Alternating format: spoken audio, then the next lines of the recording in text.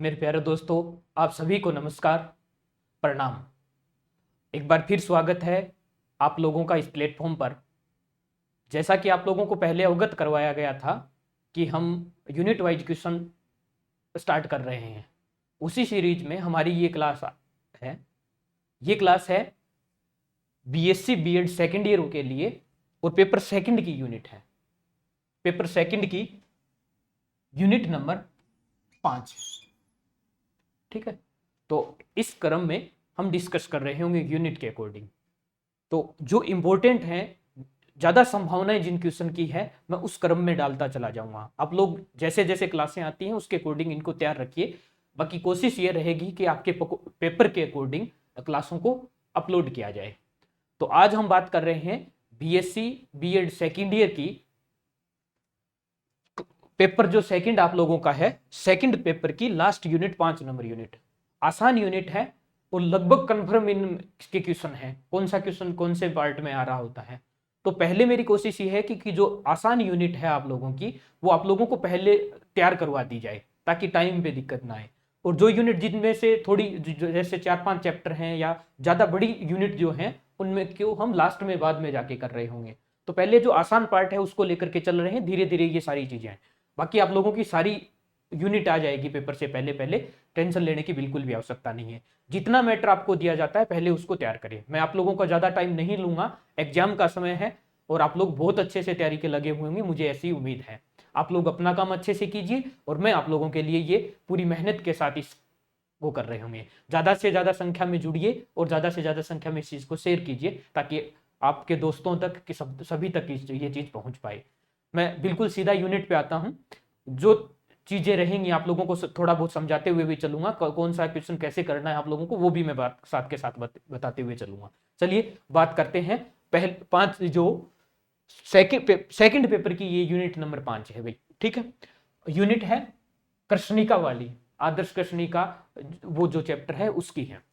तो देखो पहले जो ए पार्ट है, जो आप लोगों को बताए थे, ए पार्ट में 2 क्वेश्चन आप लोगों के आने हैं। मैंने यहाँ पे इस यूनिट में 3 क्वेश्चन डाले हैं। तो आप लोग बहुत अच्छे से इन तीनों को तैयार रखें। यकीन मानिए 2 के 2 लगभग आप लोगों के इन तीनों क्वेश्चन में से आप लोगों के मिल जाएंगे। पहला क्वेश्चन है कि आदर्श कर्षणिका क्या है। ठीक है, मैंने सिंपल इतना नाम लिखा है, आदर्श कर्षणिका। आप लोग इसको आगे देखते हुए चले।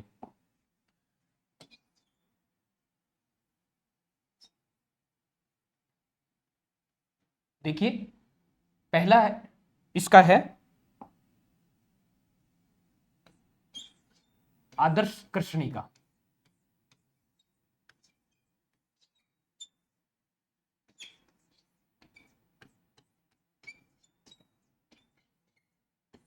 ठीक है, आदर्श कृष्णिका ये क्रम से लिखे हुए, एक दो थोड़ा छोटा दिखाई दे रहा होगा इसलिए मैं लिख रहा हूं। एक दो वर्ड लिखूंगा, आप लोग इसके साथ के साथ लिखते जाएं जैसे बोलने हैं।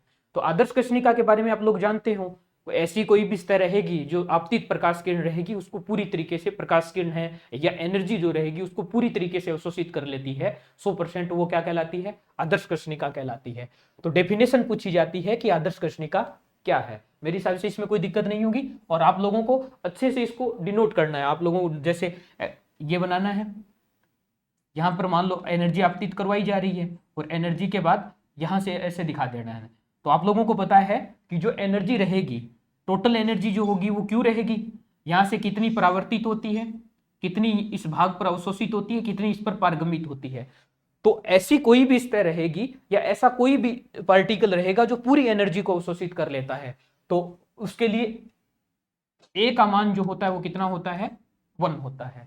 तो ये पूरी चीज उसमें लिखनी है कि जो पूरी एनर्जी को अवशोषित कर लेता है उसके लिए ए अवशोषण गुणांक का मान 1 होता है।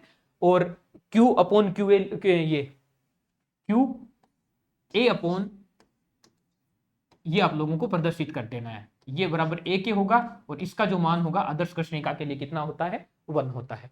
तो ये आदर्श कृष्णिका की डेफिनेशन आ गई। दूसरा क्वेश्चन इसमें है कि वीन का विस्थापन नियम क्या है। वीन का विस्थापन नियम क्या है।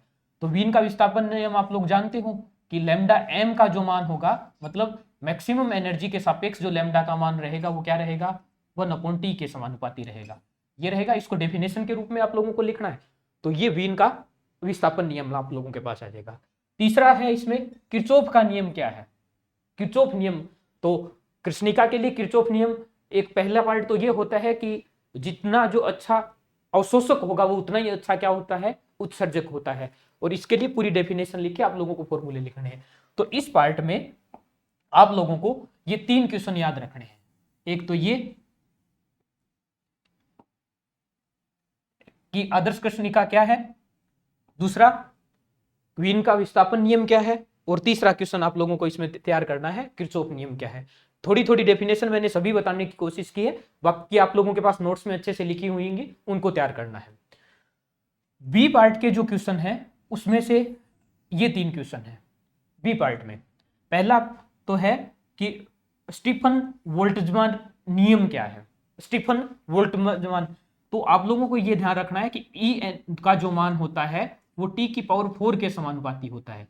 ये नियम किसका होता है, स्टीफन का होता है। स्टीफन में उसमें बोल्ट्जमान ने क्या किया था, संशोधन किया था। तो उसके अकॉर्डिंग आप लोगों को पूरा डेफिनेशन लिखनी है और पूरी आप लोगों को क्या करनी है, इसका डेरिवेशन करके, क्योंकि ये जो बी सेक्शन का पार्ट रहेगा ये आप लोगों का 3 नंबर का रहेगा और ये जो ए पार्ट रहता है वो केवल 1 नंबर का होता है।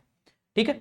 दूसरा क्वेश्चन इसमें है कि कृष्णिका का सतत विकिरण वक्र हो रहेगा भाई, इसमें सतत विकिरण वक्र, कृष्णिका सतत विकिरण वक्र के रूप में। देखो ये वक्र कुछ ऐसे होता है, ऐसे अलग अलग के लिए,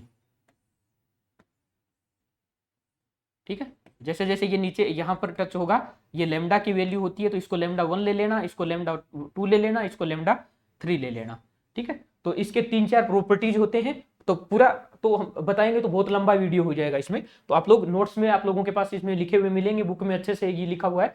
4 या 5 इसके पॉइंट हैं, वो आप पॉइंट, कोई एक तो ये सतत होता है, लैम्डा एम का मान जो क्रम में आएगा वो कैसे आएगा, एक जो वीन का विस्थापन नियम बताया वो इसी वक्र के साथ चलता है। नेक्स्ट क्वेश्चन इसमें है कि रेलेजिन्स का विकिरण नियम क्या है।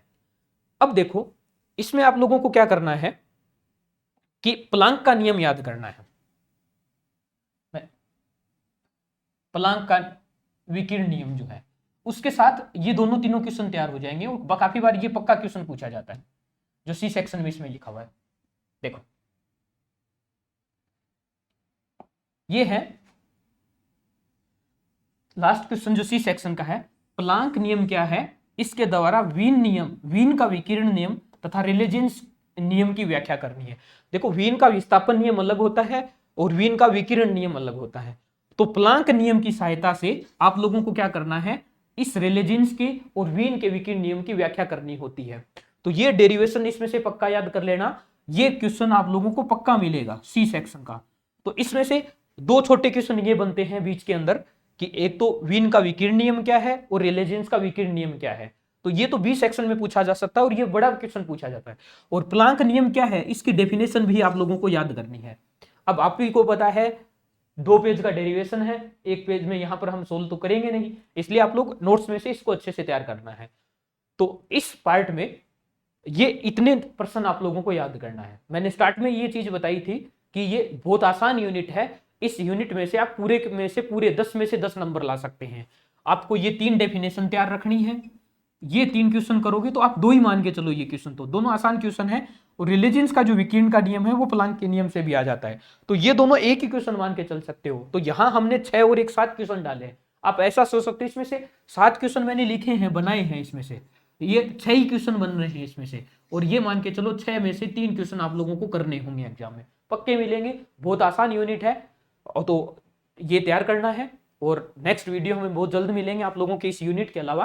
ये क्वेश्चन आप लोगों को एक जगह लिख के रखने हैं नोट्स में, आप लोगों के पास डेरिवेशन है, बुक है, जो भी आप लोगों के पास अवेलेबल मैटर है उसमें से इसको अच्छे से तैयार कीजिए। क्वेश्चन ये बनेंगे, मैं आप लोगों के साथ ज्यादातर क्वेश्चन लेके आ रहा हूँ, सॉल्यूशन उसका नहीं कर पाएंगे, आप ही लोगों को पता है इतना टाइम हमारे पास नहीं है। एग्जाम बिल्कुल 7 जुलाई से आप लोगों के स्टार्ट होंगे। और एक निश्चिंत रहिए, जैसे ही वीडियो आता है आपका, जैसे फर्स्ट ये सेकंड ईयर का है, थर्ड ईयर का आता है, या फर्स्ट ईयर का या फोर्थ ईयर का जो भी आता है, आपका जो वीडियो मिलता है उसके से क्वेश्चन लिखिए और आप तैयार कीजिए। अब एक दो दिन के गैप से आते रहेंगे, तो 1 या 2 दिन में आप लोग साथ में अदर सब्जेक्ट भी पढ़ते रहिए, साथ के दूसरे अदर सब्जेक्ट के भी आप लोगों के मिलते रहेंगे। बहुत अच्छे से मेहनत कीजिए, खुश रहिए, अपने स्वास्थ्य का ध्यान रखिए। जय हिंद, जय भारत। बहुत जल्द नेक्स्ट वीडियो में मिलेंगे।